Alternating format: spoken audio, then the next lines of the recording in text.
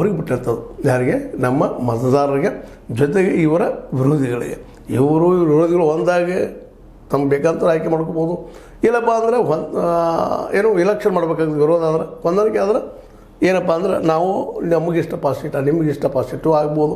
ಹೆಂಗೆ ಹೇಳಿಕ್ಕೆ ಸಾಧ್ಯ ಇಲ್ಲ. ಯಾಕಂತಂದ್ರೆ ಇದೇನಪ್ಪ ಅಂದ್ರೆ ರೈತ ಸದಸ್ಯರೇನಿದಾರೆ ಅವರು ಅದ್ರ ಜೊತೆಗೆ ಅಲ್ಲಿ ಆಯಾ ಏನಪ್ಪ ಅಂತಂದ್ರೆ ಈ ಒಂದು ಶಾಸಕರು, ಆ ಭಾಗದ 18 ಭಾಗದ ಶಾಸಕರು ಅವ್ರ ಮನಸ್ಸಿನ ಮೇಲೆ ಡಿಫೆಂಡ್ ಇದ್ದಂಥದ್ದು, ಜೊತೆಗೆ ಅಲ್ಲಿ ರೈತರ ಮನಸ್ಸು, ಇವೆಲ್ಲ ನೆಲೆಯಲ್ಲೇ ಇವನ್ನ ನಾವು ವಿಚಾರ ಮಾಡಬೇಕಾಗಿದೆ. ಜೊತೆಗೆ ಅವರೊಂದಿಷ್ಟು ತಮ್ಮನ್ನು ತಾವು ಪ್ರಶ್ನೆ ಮಾಡ್ಕೊಳ್ತಾ ಇದ್ದಾರೆ.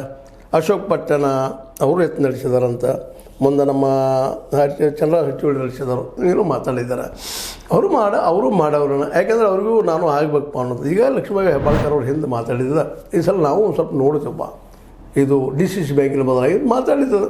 ಹೀಗಾಗಿ ಇಲ್ಲಿ ಎಲ್ಲರೂ ಆಕಾಂಕ್ಷಿಗಳನ್ನು, ಇದರರ್ಥ ಯಾರು ಬ್ಯಾಡ ನಡೀಲಿಕ್ಕೆ ಬರೋದಿಲ್ಲ. ಅದು ಕಾಂಪಿಟೇಷನಪ್ಪ.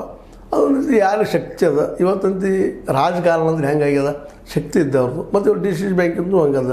ಹಿಂದೆ ಬಂದಿದ್ದ ಮೇಲೆ ಆರೋಪ ಪ್ರತ್ಯಾರೋಪ ಸಾಕಷ್ಟು ಆಗ್ಯಾವ DCC ಬ್ಯಾಂಕ್ ಮೇಲೆ. ಅಪಾಯಿಂಟ್ಮೆಂಟ್ ಸಮಯದಲ್ಲೇ ಎಷ್ಟೆಷ್ಟು ಲಕ್ಷ ರೊಕ್ಕ ತೊಗೊಂಡ್ರು, ಮಾಡಿದ್ರು. ಪ್ಯೂನ್ ಸಲುವಾಗಿ ಸಹಿತ 10-20 ಲಕ್ಷ ತೊಗೊಂಡಿದ್ದಾರೆ. ಕ್ಲರ್ಕ್ ಸಲುವಾಗಿ ಸಹಿತ 10-20 ಲಕ್ಷ 40 ಲಕ್ಷ ತೊಗೊಂಡಿದ್ದಾರೆ ಅನ್ನುವಂಥ ಆರೋಪಗಳು ಇದ್ದಾವೆ. ಅವ್ರು ನಿಜನೋ ಸತ್ಯನೋ ಸುಳ್ಳೋ ನನಗೆ ಗೊತ್ತಿಲ್ಲ. ಆರೋಪಗಳು ಮಾತ್ರ ಕೇಳಿ ಬಂದಿದ್ದೀನಿ, ಸುಳ್ಳೇನಲ್ಲ. ಯಾಕಂದರೆ ಕೊಟ್ಟಂಥವ್ರು ಅಲ್ಲಲ್ಲಿ ಮಾತಾಡಿಕೊಂಡಿದ್ದು ಉಂಟು. ಅಂದರೆ ಇದರ ಅರ್ಥ ಅಲ್ಲಿ ದುಡ್ಡದ, ಅದ್ರ ಸಲುವಾಗಿ ಎಲ್ಲರೂ ಅಲ್ಲಿ ಬರೋರು ಅನ್ನುವಂಥ ಮಾತು ಜಗಜ್ಜಾಹಿರಿದ್ದಂಥದ್ದು. ಅದೇನೂ ಆಗಲಿ, ಕಾಂಪಿಟೇಷನ್ ಮಾತ್ರ ಜೋರಾಗ್ತಾ ಇದೆ. ಇದರಿಂದಾಗಿ ಅಂತೂ ಇಂತೂ ಒಂದಂತೂ ಸ್ಪಷ್ಟ ಆಗ್ತಾಯಿದೆ. ಹುಕ್ಕೇರಿ, ಚಿಕ್ಕೋಡಿ, ಗೋಕಾಕ್ ಇವರು ಮುಖ್ಯವಾಗಿ ಇನ್ನೂ ಅವ್ರವ್ರ ರಾಮದುರ್ಗ ಆಯಿತು ಮತ್ತು